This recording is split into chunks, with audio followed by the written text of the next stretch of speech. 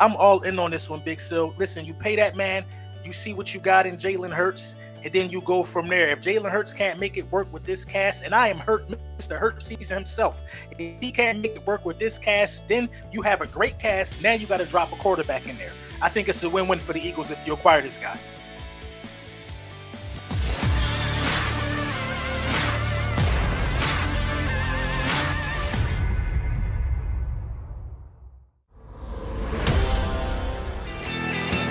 Welcome back, National Football Show. Your boy Big Stills. Mike Golick will be on with us tomorrow. Working on a time with him. He'll step in with us. By the way, we got a great text from Nick Sirianni. He's not going to come on with us until after the draft. And so we got to get with the Eagles, and the Eagles will try to work that out for us once the draft is completed. We're going to get Nick Sirianni on. I know it's been a year-long quest, but know this. Big Sills gets on who he wants, and I don't stop until I get him on. So I got a great text from Nick, and we got to get with Bob and the Eagles. So sometime after the draft, we'll be getting the head football coach of the Eagles on, Nick Sirianni. Without further ado, though, I've been saying this to you, man. I tell you what, I love getting people that make content, and I love people that are getting on that really, without a doubt, people follow and they listen to.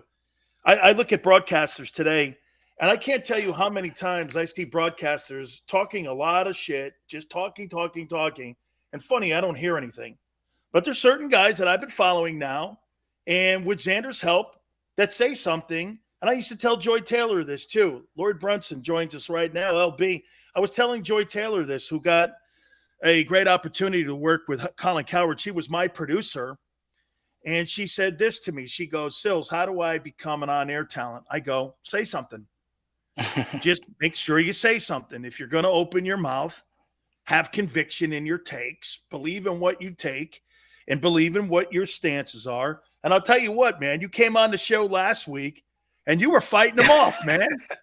Welcome aboard, brother. Appreciate you coming back here, man. Big Sills, thank you for having me again, man. Let's get into it. Deebo Samuel has informed, and you and I have been talking about this along with Philly 500 and pretty much everybody else for the last 5 days, and now it's become official. Jeff Darlington's now reporting it that he wants out of San Francisco. I said this, Eagles a 1 and a 3 and pay the $20 to $25 million, put him in the offense. We'll find out if Jalen's the guy with Devontae Smith and with Deebo Samuel and with Dallas Goedert. You're going to find out if the quarterback is the right guy or not if you have that talent in your huddle with that offensive line. Are you a fan or not? I'm a fan of that. I wholeheartedly agree with that. This Deebo Samuels, this is a guy that could play in any offense in the National Football League. He's perfect for our offense. We're a running football team. He could block. He's not a guy that requires, deep shots to, impact the game. He can impact the game, 5-yard passes in the middle, deep shots. He's the prototypical guy that can do everything from the position. He can even run the ball. This is my only problem with it, though, Big Sills, is he could request what he wants. It's up to the 49ers if they're going to let him go. And see, I think they're in a position, though, LB, where they may have their hand forced. You can't get rid of Garoppolo because of the $25 million he's making, and he's injured. So nobody is going to be rushing to get Garoppolo, and that's still on the cap. And you got Bosa going into a final year of his contract, okay? And you're going into this draft without a first-rounder because you gave up all those first-rounders for getting a chance to get Trey Lance. You're kind of in a position here where you can maybe go in and get that kid Burks, put him in a Kyle Shanahan offense, maybe at that 15 or 18 spot, he's still sitting there, bring that guy in, and they pretty much have the same type of offense. And I agree with you 100%. Hard to replace a guy when he puts that kind of production in there. So I think the issue is the 49ers being pushed in a corner. I agree. And this is a classic case of, kind of like bad management. You name all the guys they got to play.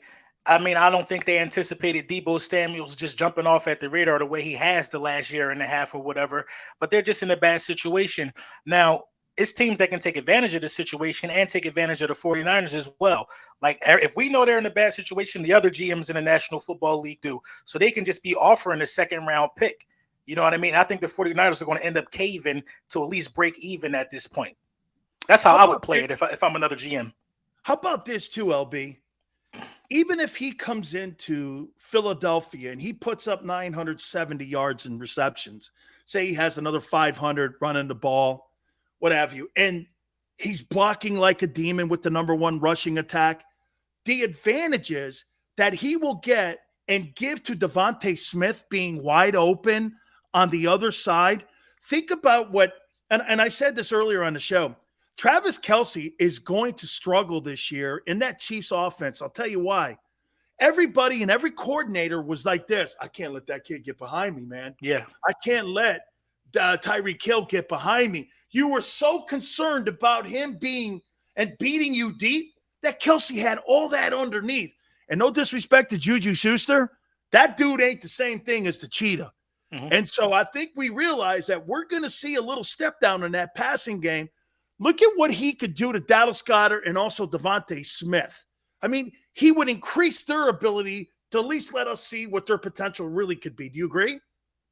I agree. He impacts the games in a multitude of ways. We have this package that we bring J.J. Arcega-Whiteside out because he can block really well. Now, if you have a Deebo Samuels could play every package and other teams don't know what's coming. If I'm an opposing defender and I see Arcega-Whiteside, I know this is most likely a run play. That's what he's out here for, to try to steal the edge as a wide receiver. But if I see Deebo Samuel out there, I don't know what you're giving me.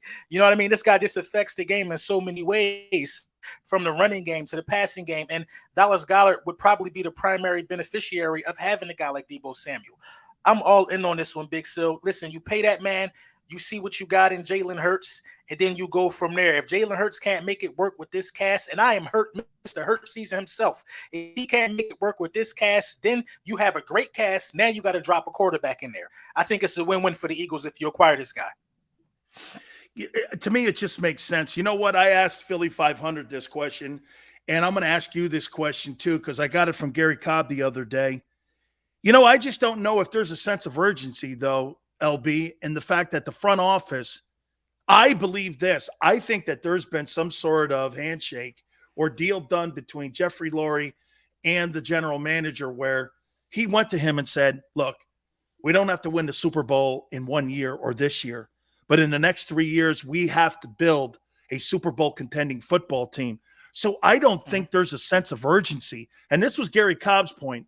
He thinks because that 3-year deal was signed by Howie Roseman, that's given him the latitude for the next 3 years. And so going into the draft to him makes more sense because it's in alignment with his contract and it's in alignment with what the owners promised him. So there's really not a sense of urgency. Could there be truth to this?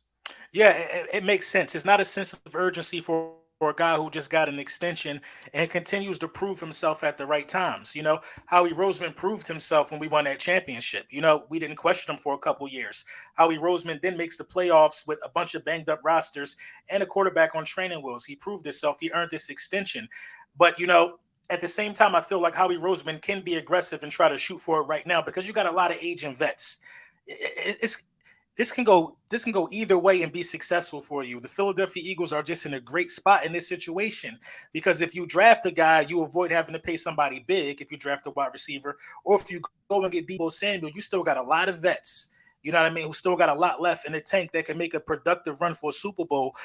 If you ask me the one which I would like to see done, I would like to see you get as many stars as you can this year and try to make it happen with this roster. You don't know how long you're going to have a Kelce or a Cox, et cetera, or Slay, you know what I mean? Yeah, absolutely. I'm going to bring up something. Hey, Xander, let's see if we can bring up what Seth Joyner said. If there's any possible way, maybe we can. I don't know if we can here. If we can bring up what Seth Joyner said earlier on Sports Take when he was talking about him not being like a fan of it. And I'll paraphrase it while we're getting ready to show you this because I want you to see what Seth said. You know, Seth is like, hey, look, we got Kyle Shanahan out in San Francisco. Kyle Shanahan is an innovator, and Kyle Shanahan is a guy that knows how to use particular players and when it comes to their skill set. So to me, I'm looking at that and I say, well, wait a minute. Kyle Shanahan is also 8-22 when Jimmy Garoppolo is not on the field. And this is what Seth's take was. And I'm going to give you my take first, and then I want your response when he was asked about potentially getting Deebo Samuel in a Philadelphia Eagles uniform. It's going to cost a lot. We know that. We see, with some of these trades and the King's ransom that some of the receivers are getting. Would you be aggressive in going after him, or would you try and go a different direction? I was listening in, and I agree with D Gun. I just think that the price is going to be too high for what you're trying to do, what you're trying to build long term. And look, Mike Shanahan, not Mike, but Kyle. Yeah. Kyle Shanahan is really innovative in what he does. Okay. Do we have the type of play caller on our roster? I knew he was gonna come. I knew he was gonna say that. I'm just saying. Listen, when people look at players, okay, they see what players do in other situations with other coaches and in other systems, and they try to project what it's going to look like on their team. The media does it, fans do it, even organizational people who really don't delve deep into what makes a guy effective. You have to look at all of that. Are you going to be able to replicate offensively what Deebo does in San Francisco? And to Deebo's point, he wants out, but he may go somewhere and find that the grass ain't necessarily greener. Yeah, because he may go someplace else, and they might not be able to do what Kyle Shanahan has been able to do with him. that's right. And then he's going to get frustrated. And then they're going to ask him to take a pay cut, and he's going to tell him to go to hell. And the next thing you know, he'll be on the market again. Sometimes you just need to shut up and wait for the team to come to you with the right offer and go back to work, because San Francisco is the best place for him to be. And no, we don't need Deebo in Philadelphia. That was Seth Joyner on Sports Take. That goes noon to 3 Eastern time right here on Jacob Media Channel here. So check out the fellows. They're really doing a great job. I disagree 100% with that, and I'll tell you why. I think Nick Sirianni was handcuffed with Jalen Hurts a little bit because he's a rookie quarterback in a starting position. You got to still find out who he is. We're coming out of a pandemic. And remember something, LB. They were 2-5, and he had to change completely his entire offensive attack and approach overnight. And what did they do? Instead of throwing the ball 33 times, which they tried to do, and they tried to do more RPOs at the beginning, what did he do? They went to a dominant running attack. He completely changed his philosophy inside of those first 7 games, and all of a sudden they went on a playoff run. I think that coach knows how to put people in position. He was coached and he was tutored by Frank Reich, who did the same thing for Nick Foles and everybody in Philadelphia. Frank is notorious for not having an offensive game plan or a playbook. He is notorious for customizing offensive game plans around the talent that's in the huddle. That's why, LB, I think the Eagles have taken a step back the last 4 years. I think Doug's a fine offensive coach. I just happen to think that Frank knows how to tailor these offensive packages better than what Doug is. I'm not saying he's a better coach. I'm saying he knows how to make these tailor-made offenses. I think Nick doesn't get enough credit for taking a 2-5 team to the playoffs. I agree. I agree with that statement, but I disagree with Seth's stance as well, because Deebo Samuels, in my opinion, is just plug and play. You can take Deebo Samuels and remove Jalen Reagor and put him in that same situation, and you get the absolute most productivity from the wide receiver spot on this team this year. How many screen passes has Jalen Reagor just took and done absolutely nothing with? You know what I mean? If that's Deebo Samuels in that position, those bubble screens are much more effective. Hence, you would be calling more because they've been working more. You know what I mean? Jalen Reagor has also dropped a host of touchdowns. Bottom line, Deebo Samuels is going to get you more than 17 yards a game. That's what Jalen Reagor is getting us. You need a guy like Deebo Samuel. What the Philadelphia Eagles need, in my opinion, is a jersey seller. You need a guy that people are excited about, and a guy who's cocky enough to say, I'm not playing unless the money right. You need somebody with some swag like that. I think that'll take us over the top. Now, see, folks. Not over the top, probably like Super Bowl, but we could win a division with something like that. See, there's the damn take I should have had there the other day. I said that Kyler Murray was going to sell tickets, and you should have seen the ass kicking I've taken on Twitter, dude.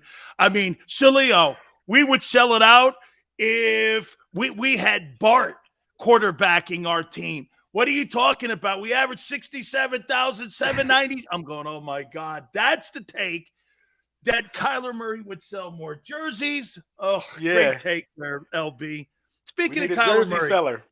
jersey seller, I agree with you, Right. man. Speaking of Kyler Murray, it looks like that thing's getting uglier. No interest in him. You'd rather just No. roll it out and play it back with Jalen and not go with him?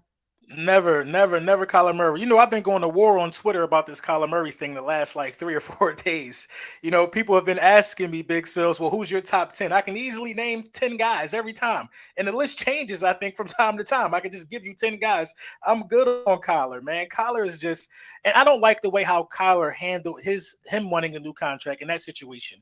I don't like for my starting quarterback to be deleting the franchise. I expect that from skilled players. But a guy who's supposed to be carrying a franchise on his shoulders, you got to have some patience, man, with your team. You can't jump the gun like that.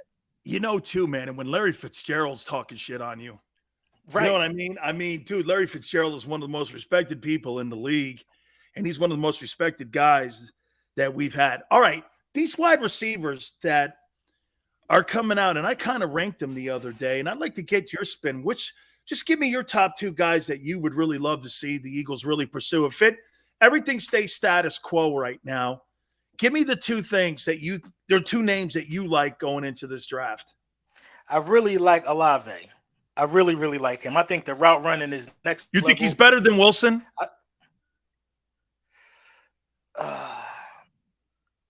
That's tough. Those Ohio guys, I mean, I don't know, man. I personally do. I think his route running is just a little better. But Wilson gets that separation as well. But I would go Olave, man. I just got a good feeling about Olave when it comes. You got to go gut feeling because they're 2 great guys. I can't give you why. I got Olave over him, but I'm definitely going Olave. And then it's Jameson Williams, man. I know the injury is scary. I know, you got to kind of, look at that and take that into consideration. But I think those 2 guys are going to just translate to the next level really, really well. Last question for you. Would you take a gamble on David Ojabo in the 2nd round? Yes. At 51, absolutely. 51, it makes the most sense right Even there. with the injury? Yeah. At 51, I definitely take a gamble if he's there. I got a lot of guys being there at 51. I'm really looking at Leo Chenal as well. I would take Leo Chenal from Wisconsin first. But, yeah, if David Ojabo is there, I definitely do it. All right, so I closed it out with Philly 500. What's the most underappreciated thing, or what's the biggest misconception about Eagle fans that's out there for the national media and everybody around the country? If you had to name one thing that really is unfair to Eagle fans, in your opinion, in the perception of Eagle fans, what is that? That they're just, rude people, that they're physical. We just talk. We talk a lot. Nobody's going to. So wait, Eagle fans are just shit talkers like Sills, right? They're just shit talkers. Right. That's all we're doing. We're just talking. Nobody's going to touch anybody. I've been in many Eagles games. They're not that crazy, It's just football talk, man. So we're a lot calmer than people give us credit for. I got to tell you this too, man. My wife goes like this. I would never have ever thought that Philadelphia would have been the place for you to be able to fit right in like a glove with these dudes, man, because these guys are a-holes like you. I go, what's that supposed to mean? Right. What's that supposed to mean? She goes, no. I goes, hey, I think it's I think right there the facts prove it there. So I don't know. I never thought that I would fit in like that. LB, man, thank you so much. We're gonna do this again, man. I'm a big fan of you, Yes, and sir. also Philly 500. I love you guys.